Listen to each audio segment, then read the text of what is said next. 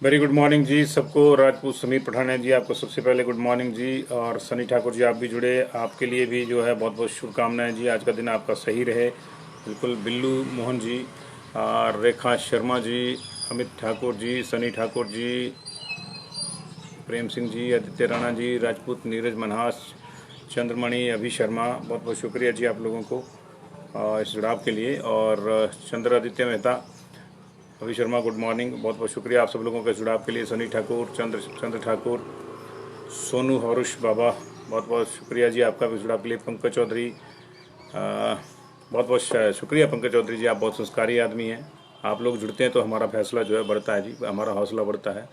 Lucky Sharma ji, रास्ता रेगी जी, और चौधरी साहब जल्दी में जी, आज उन्होंने कहीं जाना होना, तो चलिए उनकी जल्दी का भी हमको ख्याल है जी। नीरज कपूर, कुशाल शर्मा, राजेश जी। पर चौधरी साहब आपके बाकी साथी नहीं जुड़ेंगे तो फिर कैसे बात चलेगी। संजय शर्मा जी और लक्की शर्मा जी, इसके साथ ही जो है जयप्रकाश जी, राजेश जी, दिग्विजय सिंह राठौर, सोनू हर्ष बाबा, राजपूत नेगी जी,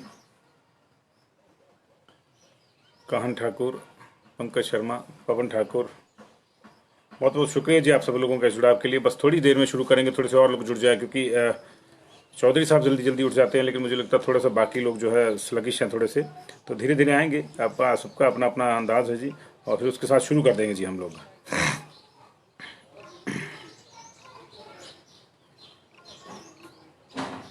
बस 2 मिनट में शुरू करेंगे जी।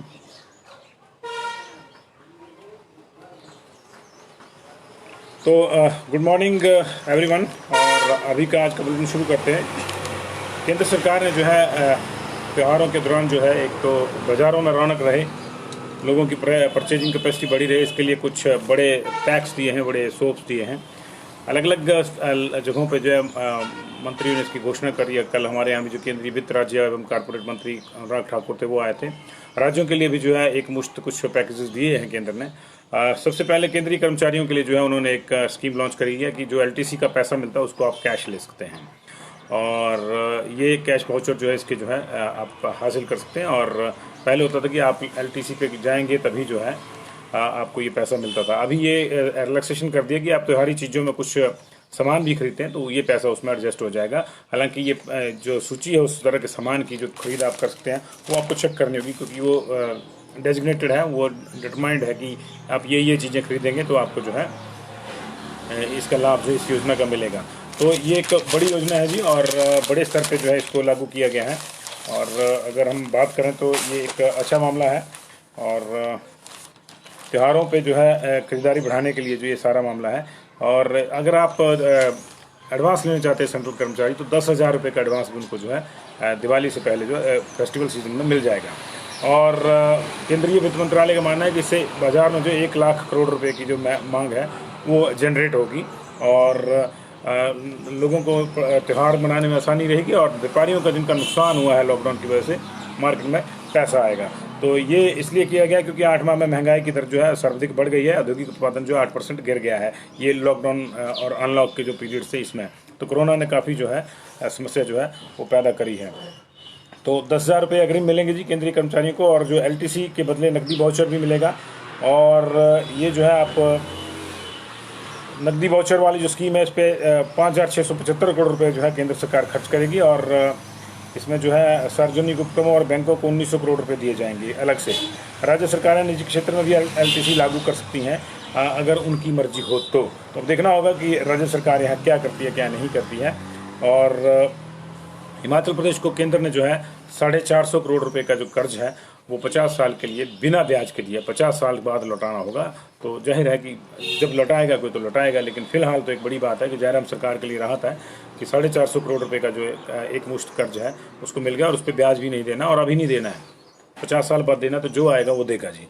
लेकिन ऐसा इसलिए किया गया ताकि राज्यों को जो है राहत मिले। कुल मिला के राज्यों को जो है बहुत से जो है तोहफे दिए गए हैं। 12,000 करोड़ रुपए का जो है राज्यों को इस तरह का पैकेज दिया गया, अलग अलग राज्यों को। जो नॉर्थ ईस्ट के 7 सिस्टर्स 1 ब्रदर हैं, 8 स्टेट्स हैं, उनको जो है 200 करोड़ रुपए दिए गए हैं। उत्तराखंड और हिमाचल को 450 करोड़ रुपए होंगे, और इसी तरह से बाकी जो राज्य हैं उनमें जो है बांटा गया है। ये सारा मामला डिमांड और उसकी राज्यों की स्थिति के लिहाज से। तो ये एक अच्छी खबर है। लेकिन जो दूसरी खबर है वो ये है कि इस पैकेज के जो है धरती पर आने से पहले ही जो है हिमाचल प्रदेश में सीमेंट के रेट महंगे हो गए हैं। बनता हमारे यहाँ है जी, दाड़ला में बनता है, एसीसी बरवाना में बनता है, बागा बल्ग में बनता है, पोंटा में बनता है, बनता हमारे यहाँ है सीमेंट, लेकिन हमारे यहाँ महंगा है और बाहर सस्ता है। तो बाहरी राज्यों के मुकाबले जो है 10 रुपये और महंगा हो गया हमारा सीमेंट। अभी दिल्ली में 375 से 385 जिस सीमेंट के दाम चल रहे हैं वो यहाँ 410 के आसपास हो जाएगा। पंजाब में भी जो 380 385 के बीच में चल रहा है वो यहाँ पे 410 रुपये का मिलेगा। लंबे समय से सीमेंट के जो दाम है हिमाचल प्रदेश में वो एक बहुत बड़ा मुद्दा रहे हैं, लेकिन होता ये है कि पॉलिटिकल पार्टियां शोर मचाती हैं और उसके बाद अब पता नहीं कैसे शोर थम जाता है, पता नहीं क्या करती हैं, कौन सा जादू सीमेंट की कंपनियां लगाती हैं, कौन सा सीमेंट जो है नेताओं के मुंह पे लगा देती हैं वो, कि फिर वो कुछ दिन बाद उनके मुंह बंद ही हो जाते हैं। वैसे जैसे सीमेंट से बंद होती है ना चीज़ें, वैसे बंद हो जाते हैं। फिर कभी कभार खुलते हैं और फिर बंद हो जाते हैं, लेकिन सीमेंट के दाम नहीं कम होते। होंगे तो क्या होगा, 10 रुपए बढ़ेंगे तो 2 रुपए कम हो जाएंगे। ये लंबे समय से मुद्दा चला। कांग्रेस के समय में बीजेपी इस मुद्दे को उठाती थी, बीजेपी के समय में कांग्रेस इस मुद्दे को उठा रही थी, और अब जो है फिर कांग्रेस जो है अब सरकार बदली तो फिर से विपक्ष इस मुद्दे को उठा रहा है और सत्ता पक्ष चुप बैठा। ये समझ से बाहर है कि क्यों सरकारों के जो नुमाइंदे हैं जब वो विपक्ष में होते हैं तब तो वो खुलकर बोलते हैं कि सीमेंट के दाम बढ़ गए, लेकिन जैसे ही सत्ता में उनकी पार्टी आती है, ये वो खुद सत्ता में आते हैं, पता नहीं कौन सा सीमेंट लग जाता है उनके मुंह को कि उस मुद्दा उनको ध्यान में रहता है, आंखों पे भी सीमेंट की छाया पड़ जाती है कि उधर को देखना ही नहीं है, तो ये ध्यान से बाहर चला जाता है। ये हमारी बाहर से जो है समझ से बाहर है। लेकिन 10 रुपये सीमेंट महंगा होने का मतलब आप समझ रहे हैं कि लॉकडाउन के बाद अब लोगों ने कहीं जो है निर्माण कार्य शुरू किए थे अनलॉक में, क्योंकि शुरू में तो बंद ही रहे, मई जून में बिल्कुल कुछ भी नहीं रहा, लोग सड़क पर भी नहीं आ सके। तो अब जो कंपनियों ने मौका देखा और मौके पर दसा लगा दिया, चौका बनी छक्का बनी, दसा लगा दिया, 10 रुपये सीधे बढ़ा दिए। अब आप सोचिए कि अगर एक व्यक्ति ने घर बनाना है सामान्य, तो आप प्रति बोरी 10 रुपये के हिसाब से उसको कितना ज़्यादा पड़ा होगा, ये आप देखिए ज़रा। इसको ये छोटा सा मामला है, छोटे से छोटा लेंटर भी डालना तो 200-250 बोरी लग जाती है, तो उसका तो गया मामला। 200 बोरी का मतलब है कि आप देख लीजिए 10 रुपये और बढ़ गया तो चलता है काम।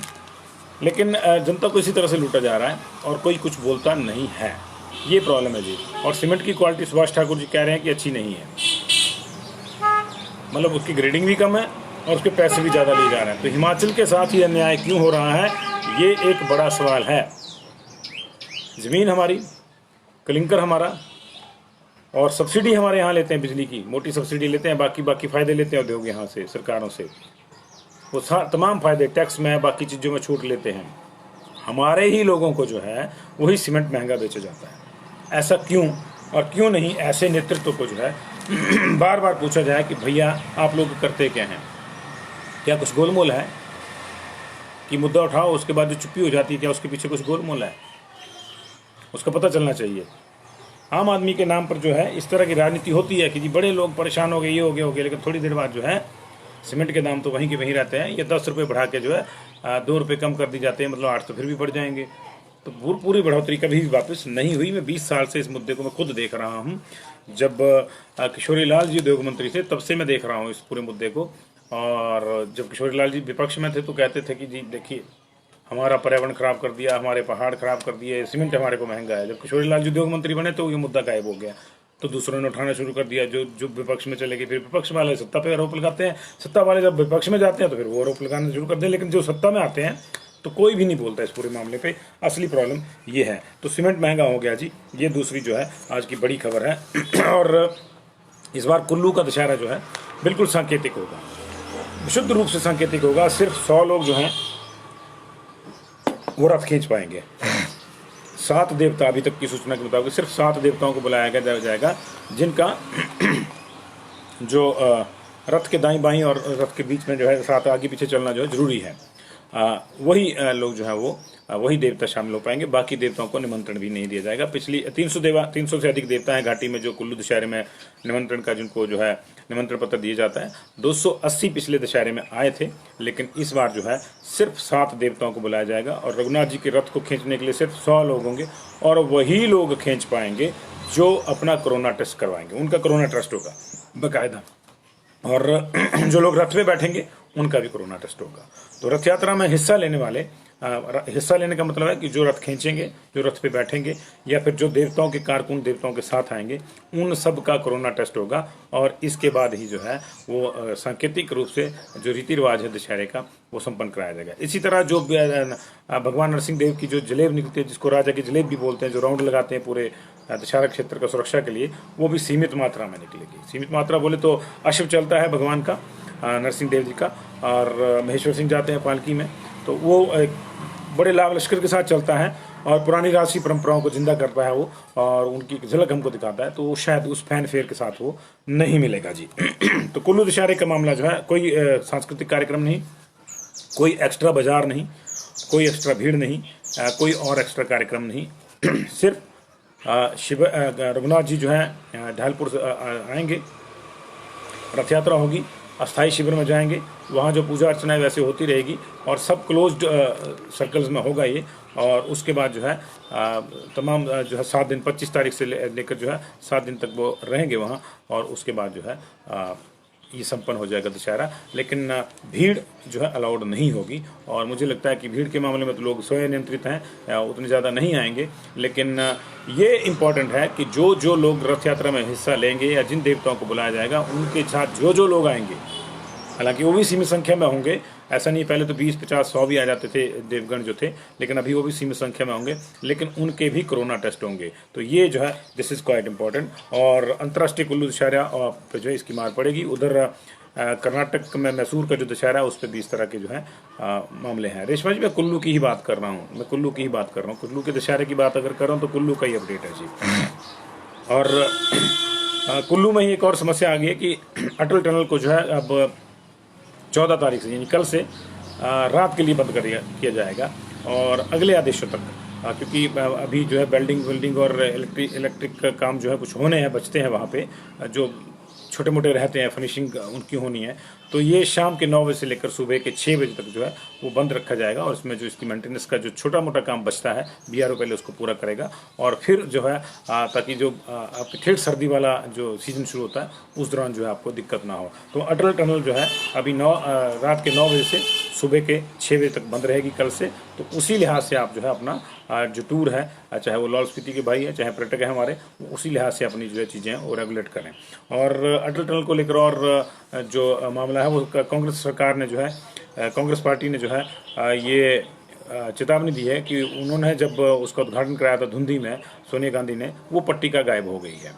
उसमें हालांकि वीरभद्र सिंह भी थे, प्रेम कुमार धूमल भी थे, लेकिन वो पट्टिका गायब हो गई है धुंधी वाली। तो उस पट्टिका को अगर 15 दिन के भीतर नहीं लगाया गया दोबारा तो कांग्रेस आंदोलन करेगी। तो अटल टनल को लेकर राजनीति शुरू है जी। और मुकेश अग्रवाल ने तो ये कहा था कि हम उसका नाम ही जो है अटल सोनिया टनल कर देंगे।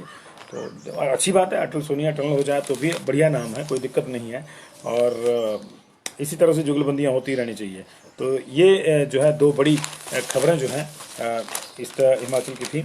और इसके अलावा जो है स्वास्थ्य मंत्रालय के, माफ़ कीजिएगा, जो खेल मंत्रालय है, वन एवं खेल मंत्री ने जो है धर्मशाला में कहा है कि वो एक तो शूटिंग रेंज बनाने की जो है कोशिश की जाएगी धर्मशाला में, ताकि गतिविधियां जो है इस तरह की बढ़ाई जाएं, शूटिंग की और शूटिंग स्पोर्ट्स को बढ़ावा दी जाए। और इसके अलावा आइस स्केटिंग रिंग जो है वहाँ बनाने की उन्होंने बात करी है। हालांकि आइस स्केटिंग रिंग जो ओपन एयर शायद नहीं होगा, मशीनों से बनाया जाएगा, इसको यहाँ जमाया जाएगा बर्फ। लेकिन अगर ये बनता है तो ये प्रदेश का दूसरा आइस स्केटिंग रिंग होगा। शिमला में एक जो है नेचुरल आइस स्केटिंग रिंग है, वो पूरे साउथ एशिया का जो है पहला एकमात्र बचा हुआ है। इससे पहले एक शायद कहीं और भी था, लेकिन अब वो भी नहीं है। तो वो एकमात्र है, 1920 में बना था, ओपन एयर स्केटिंग रिंक है। वहाँ प्राकृतिक रूप से जब पानी जमता है तो स्केटिंग होती है। हालांकि कई साल से वहाँ भी मशीनों के द्वारा जो है पानी जमाने की योजना है, लेकिन उसकी जो खासियत है वो यही है, USP है उसकी जो यही है कि वो जो है ओपन एयर रिंक है। और जब ठंड के साथ पाला जम जाता है तो वहाँ पानी बिछाया जाता है ग्राउंड में, और उसकी तहें जमाई जाती है और उस पर स्केटिंग होती है। तो धर्मशाला में ऐसा संभव है या नहीं है, मैक्लोडगंज के आसपास से ये हो सकता है कि कुछ दिनों के लिए संभव हो, लेकिन वहाँ मशीनों की जरूरत पड़ेगी। लेकिन अगर स्केटिंग रिंक बनता है तो निश्चित तौर से जो है ये ओपन जो है दूसरा स्केटिंग रिंक होगा। हालांकि कुछ होटल्स ने अपने यहाँ इस तरह की व्यवस्था जो है शिमला और मनाली में कर रखी है, लेकिन अभी मनाली में भी स्केटिंग रिंक नहीं है। तो अगर धर्मशाला में बनता है तो निश्चित तौर से जो है क्रिकेट स्टेडियम के बाद एक बहुत बड़ा अट्रैक्शन वहाँ पे हो जाएगा। ये है जी। और बिलासपुर की एक खबर आ रही है, कई दिनों से बिलासपुर के जो लोग हैं वो परेशान इस बात को लेकर जी कि वहाँ हॉस्पिटल में जो मॉर्चरी बन रही है वो बिल्कुल जो है ऐसी जगह पे बन रही है जहाँ आम लोगों का जो है अक्सर आना जाना रहता है, और ट्रॉमा वार्ड के बिल्कुल साथ ही बन रही है वहाँ पे। तो कई दिनों से बिलासपुर के लोग जो हैं इसके खिलाफ आवाज़ उठा रहे हैं, इसको थोड़ा अलग हट के बनाया जाए, क्योंकि लोगों को अच्छा नहीं लगता। मॉर्चरी वहीं होगी, बॉडीज़ रखी जाएंगी या रोना धोना रहेगा, तो लोगों का जो मोरल है वो डाउन होगा, लोगों का मन जो है वो ख़राब होगा। तो इसको थोड़ा साइड में बनाया जाए। और वैसे भी मॉर्चरीज हॉस्पिटल्स में जो है थोड़ा साइड पे बनाई जाती है, एक सामान्य नियम है। लेकिन वहाँ क्यों बनाई जा रही है बिल्कुल ट्रॉमा वार्ड के साथ, ये नहीं मालूम। लेकिन जब मांग करने से, मीडिया के जरिए मांग करने से सामान्य तरीके से जो है बात नहीं बनी, तो कुछ संस्थाओं ने कल मिलकर जो है वहाँ धरना दिया है, और अभी ये आंदोलन जो है वहाँ जोर पकड़ गया है जी बिलासपुर में। और जो लोग ITI करना चाहते हैं लेकिन एडमिशन नहीं हो पाई है, उनके लिए भी एक अच्छी खबर है। 19 तारीख से तमाम ITI जो हैं, माफ़ कीजिएगा, ITI जो हैं 19 तारीख से वहाँ पे स्पॉट एडमिशन शुरू हो जाएगी। यानी आपकी एडमिशन नहीं हुई है तो आपको डेली वहाँ पे अप्लाई करना पड़ेगा, और वैकेंट सीट्स के हिसाब से जो है आपको वहाँ नंबर मिल सकता है। डिपेंड करता है कि उस दिन कितने लोगों ने अप्लाई किया है और उनकी मेरिट में आप जो है उन खाली सीटों को भर पाते हैं कि नहीं भर पाते। तो मेरिट तो वहाँ देखी जाएगी, लेकिन अब वो वाला मामला नहीं होगा जो ओवरऑल कट ऑफ होती थी। मान लीजिए किसी ITI में जो है 4 सीटें खाली हैं, और वहाँ की जो मिनिमम क्वालिफिकेशन है वो आप पूरा करते हैं, और जो मैक्सिमम वाला मामला है वो रिलैक्स हो जाएगा। और 4 सीटें हैं तो 4 सीटों के लिए उस दिन पहले दिन 4 सीटों के लिए अगर मान लीजिए ऐसे लोगों ने अप्लाई किया जिनमें से सबसे अधिक नंबर 60 हैं किसी के, और सबसे कम 50 हैं, तो और 4 सीटें हैं, तो 60 वाला पहला, उसके बाद जो है दूसरा, तीसरा, चौथा जो इस तरह से भरी जाएंगी। खाली छूट गई तो अगले दिन आपको फिर से अप्लाई करना होगा। अप्लाई आपको स्पॉट एडमिशन के लिए डेली करना होगा, लेकिन ये एक अच्छा मौका है ITI करने वाले बच्चों के लिए जो करना चाहते हैं। तो ये जो है ITI की मामला है जी। और इसके साथ ही जो है आज एक विचित्र खगोलीय घटना भी घटने वाली है, उसकी भी हम आपसे बात करेंगे। लेकिन एक और बड़ी खबर जो है ये है कि हिमाचल की 2 बेटियां जो दुबई में होने वाली क्रिकेट लीग में जो T20 challenge cricket league Dubai में होगी। अभी तो IPL चल रहा है दुबई और शारजाह में, और वहाँ जो इंडियन में जो माफ़ कीजिएगा जो महिला T20 चैलेंज क्रिकेट लीग होगी, उसमें सुषमा वर्मा और हरलीन कौर ये खेलेंगी। सुषमा वर्मा और हरलीन कौर जो है इंडियन टीम में जो है जगह बना चुकी है, इंडियन कैप इनके पास है, और Sushma Verma wicket keeper batsman है। तो ये दोनों जो बेटियां हैं हमारी, जो वहाँ पे दमखम दिखाएंगी अपना, उसमें उनको जो है महिला T20 चैलेंज लीग में जो है इनको जो है वहाँ पे टीम में जगह मिली है जी। और ज्वालामुखी भड़का हुआ है जी बीजेपी का। हम जो जानबूझ के एक एक करके इधर की खबरें ले रहे हैं, तो ज्वालामुखी भड़का हुआ बीजेपी का। कल शांता कुमार ने जो है थोड़ा सा उसमें घी डाला था उनके बयान आने के बाद। मैं ये तो नहीं कह रहा कि वो भड़का रहे हैं, लेकिन उन्होंने इसको शांत करने के लिए जो है कहा गया था, उन्होंने मुख्यमंत्री से बात की थी। और अभी जो है ज्वालामुखी का जो किसान मोर्चा है वहाँ का, उसने भी कह दिया है कि ऐसे नहीं चलेगा, हमारे विधायक की अनदेखी नहीं होनी चाहिए। तो OBC मोर्चा, किसान मोर्चा, ये सारे जो हैं धीरे धीरे जो है अलग अलग जगह से, ज्वालामुखी ऐसे ही फूटता है जी, कभी इधर से कभी उधर से कभी उधर से, वोल्केनो एरप्शन ऐसी ही होती है। तो ये हो रही है वहाँ पे, और देखिए कितने दूर तक जाती है। लेकिन लग रहा है कि मामला इस बार जो है वो परेशानी वाला ही है जी। उधर FATF यानी कि फाइनेंशियल एक्शन टास्क फोर्स ने जो है पाकिस्तान को अभी भी ग्रे सूची में रखा है। 2018 से जो है पाकिस्तान ग्रे सूची में है, और उस पर जो है उसे मिलने वाली सहायता का, अंतर्राष्ट्रीय सहायता का जो है दुरुपयोग करने का आरोप है कि वो आतंक को बढ़ाने के लिए इसका पैसे का इस्तेमाल भी कर रहा है। वहाँ भी जो इंटरनेशनल फंडिंग होती है उसको आगे कर देता है। तो इसके चलते ग्रे सूची में है, और अगर लगातार ये जो है 2 साल उसको अगर हो गए तो अभी ब्लैक सूची में जा सकता है, ब्लैक लिस्ट भी हो सकता है। तो ये देखना होगा, ब्लैक लिस्ट हुआ तो पाकिस्तान की दिक्कतें और बढ़ जाएंगी। और अब हम कोरोना की बात कर लेते हैं जी। कोरोना में जो है, लेकिन इससे पहले कांग्रेस की बात कर लेते हैं, कोरोना से पहले कांग्रेस की बात कर लेते हैं। यूथ कांग्रेस का इलेक्शन चल रहा है, आपको पता होगा। 41 लोग जो है अध्यक्ष पद की दौड़ में हैं, और उनमें से 3 लोग जो हैं उनके नामांकन कल रद्द हो गए हैं, क्योंकि उनके ऊपर जो है आपराधिक पृष्ठभूमि वाले कुछ केस जो हैं वो दर्ज हैं, और वो अभी अदालतों में चल रहे हैं। तो उनके जो नामांकन है इस आधार पर रद्द कर दिए गए हैं, और 2,67,000 के आसपास जो मेंबरशिप है वो भी ऑलरेडी होल्ड है वहाँ पे। तो ये कांग्रेस की सूचना है, खबर है। और कोरोना को लेकर 12 दिन में जो है दूसरी बार सबसे कम संक्रमित हमारे सामने आए हैं जी। और कल हमारे पास 66,973 केस आए जी, 66,973 केस आए। और देश में जो कुल मिला के 816 डेथ हुई। ये पिछले डेथ वाले मामले में 25 दिन के भीतर सबसे कम डेथ है। और जो संक्रमण का शिकार वाले लोग हैं 66,973, ये 12 दिन के बाद जो है सबसे कम नंबर है जी। और 5 अक्टूबर को जो है हमारे पास जो है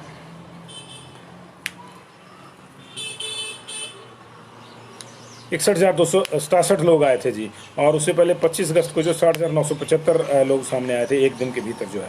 तो अभी कल जैसे मैंने आपको बताया कि 66,973 लोग जो हैं वो नए आए हैं और 816 डेथ हुई हैं। दुनिया की बात करें तो 3,78,38,898 लोग जो हैं अब तक इस संक्रमण का शिकार हो चुके हैं और 10,82,620 मौतें हो चुकी हैं। भारत की बात करें तो हमारे पास 71,35,068 मरीज अब तक आ चुके हैं, पॉजिटिव पाए जा चुके हैं। इसमें से 61,69,143 जो है रिकवर हो गए हैं और 1,09,389 जो है वो उनकी डेथ हो चुकी है।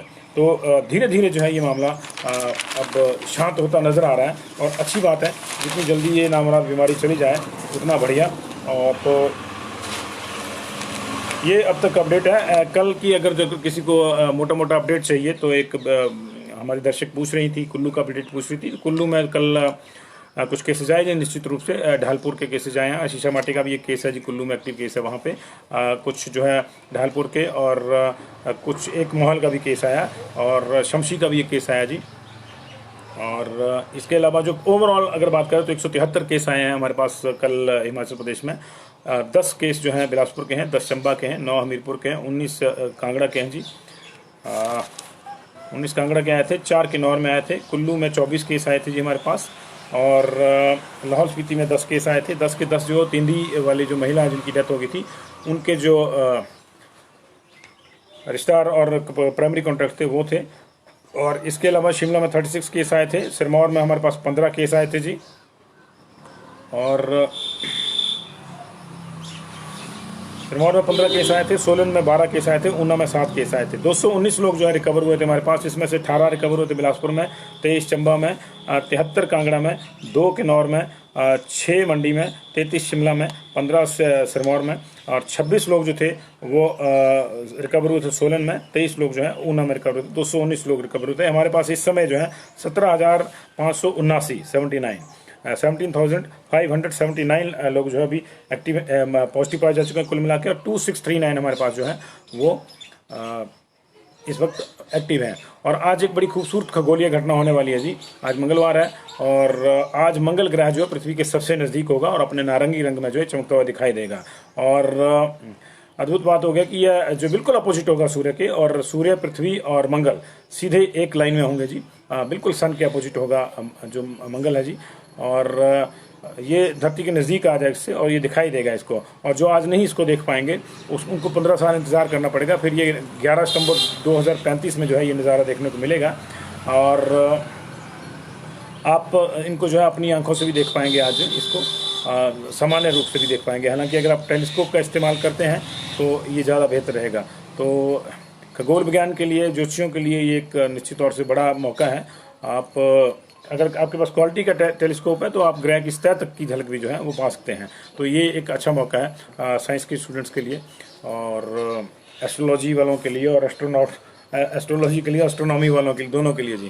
तो नहीं, इट्स नॉट सुनील ग्रोवर। ये मैंने शुरू में बता दिया, ये केंद्रीय कर्मचारियों को तोहफा दिया है। एक्चुअली कर्मचारियों को भी वेट करना पड़ेगा, सरकार जो है इसका फैसला करती है नहीं करती है। लेकिन केंद्रीय कर्मचारियों को केंद्र ने कह दिया है कि एक तो वो 10,000 रुपये का एडवांस ले सकेंगे फेस्टिवल सीजन में, और वो जो LTC का उनका जो रिमर्समेंट होती थी उसके लिए जो है रिलैक्सेशन कर दिया। उसको जो है वो वाउचर स्कीम कर दी, कैश वाउचर स्कीम कर दिया। तो अब जो है वो कुछ और चीज़ें भी अगर खरीदते हैं, LTC पे नहीं भी जाते हैं घूमने तो जा ही नहीं पाएंगे, निश्चित तौर से कोरोना काल है। तो कुछ चीज़ें जो है अलाउड कर दी हैं, तो उनकी खरीदारी के लिए वो पैसा इस्तेमाल कर सकते हैं, उस वाउचर के पैसे को।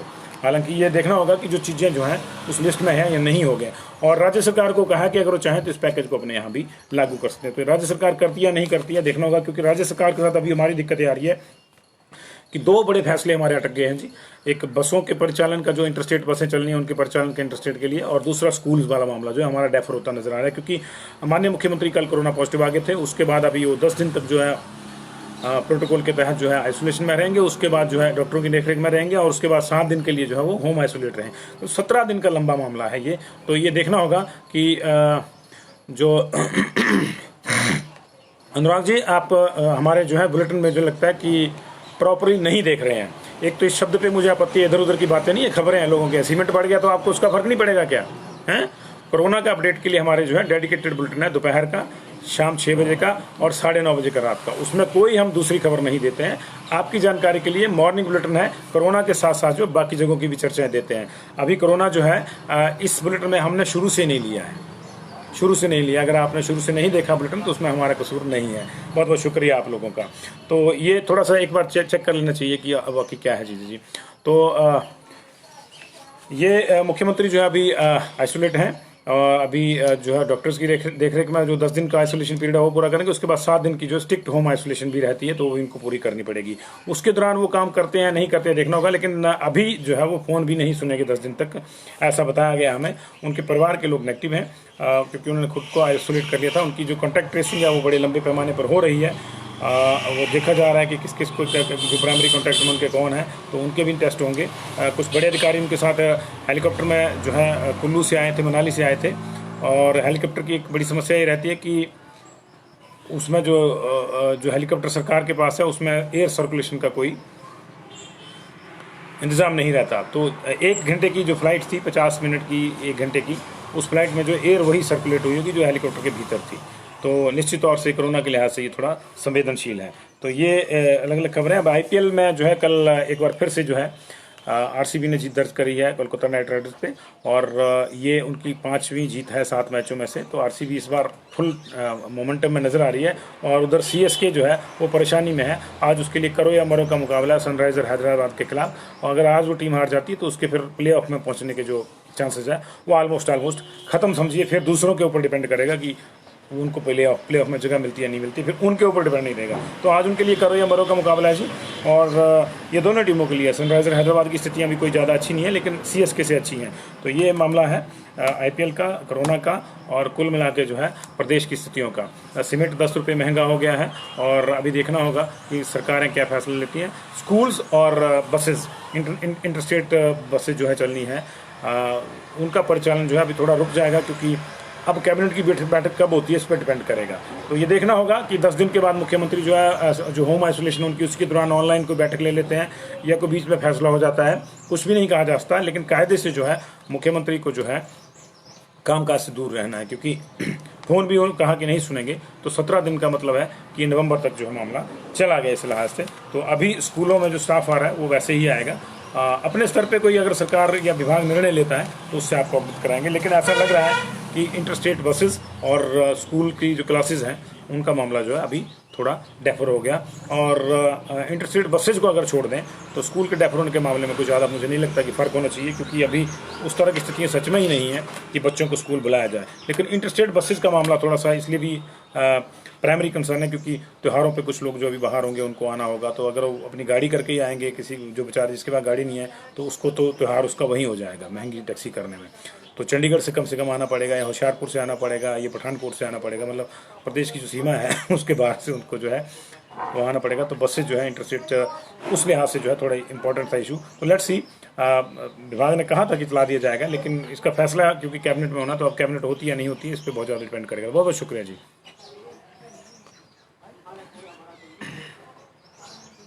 गुड मॉर्निंग वेस्ट राजीव वेस्ट, विजय गिल जी, बहुत बहुत गुड मॉर्निंग आपको भी जी। चंबा में कोई पेंडिंग केसेस का डिटेल अभी आया नहीं जी। चंबा का आएगा तो मैं बताता हूँ जी आपको। चंबा का पूछ रहे थे मेरे से एक, वही कल वाले मामले अक्षय शर्मा। चंबा में 10 केस आए, पेंडिंग केस बचे थे शायद कुछ, मेरे कल 10 केस बचे थे वहाँ के चंबा के पेंडिंग। तो पेंडेंसी सुबह सुबह नहीं आई, अभी लैब 10 बजे खुलेगी तो आएगी जी। बहुत शुक्रिया जी, इसको शेयर कर दीजिए। नहीं, मैंने बताया कॉलेज यूनिवर्सिटी का तो ऑलरेडी जो है हिमांशु UGC की गाइडलाइंस है कि नवंबर 1 से जो है आप इसको खोलने की प्रक्रिया जारी कर दें। कॉलेजेस में जो है लैब्स शुरू की जा सकती हैं साइंस वालों के लिए, और धीरे धीरे बाकी चीज़ें शुरू की जा सकती हैं, और यूनिवर्सिटी में जो रिसर्च वर्क शुरू कर दिया जा सकता है। तो ये ऑलरेडी जो है इसकी गाइडलाइंस हैं। अब कितनी फॉलो कब से होती हैं ये यहाँ की जो यूनिवर्सिटी है उसको देखना है, तो वो कर रहे होंगे। अभी उनकी ओर से जो है इस तरह का कोई अभी कोई सूचना आई नहीं है। बहुत बहुत शुक्रिया जी। मनीष के भारती जी, आप अभी सो रहे हैं तो बहुत बहुत गुड नाइट कीजिए आपको, वैसे ही गुड मॉर्निंग हो गई है। चलिए, आपकी गुड इवनिंग भी मुझे स्वीकार है। हो सकता है आपने नाइट शिफ्ट में कहीं काम किया हो, अब आप सोने जा रहे हो, तो आपके लिए तो गुड इवनिंग है, कोई प्रॉब्लम नहीं। जब जग जाए तब सवेरा जी, जब सोना हो तभी गुड इवनिंग और गुड नाइट। हेमंत जी नमस्ते, दिनेश जी नमस्ते, गुड मॉर्निंग मनीष के जी, जुबा ठाकुर गुड मॉर्निंग जी, गुड मॉर्निंग जी, गुड मॉर्निंग। बहुत बहुत शुक्रिया सब लोगों का जी। आप इसको नेहा शर्मा जी रिवाइंड करके देखिए। अब मैं ऑलमोस्ट खत्म कर चुका हूँ, दोबारा से फिर नए सिरे से शुरू करना पड़ेगा बुलेटिन, है ना जी। तो आप इसको देख लें जी। और अर्चना अनु गुप्ता नमस्ते, नवनीत परमार नमस्ते, पवन कुमार जी बहुत बहुत गुड मॉर्निंग। सभी लोग शेयर कर दें इसको प्लीज़, थैंक यू।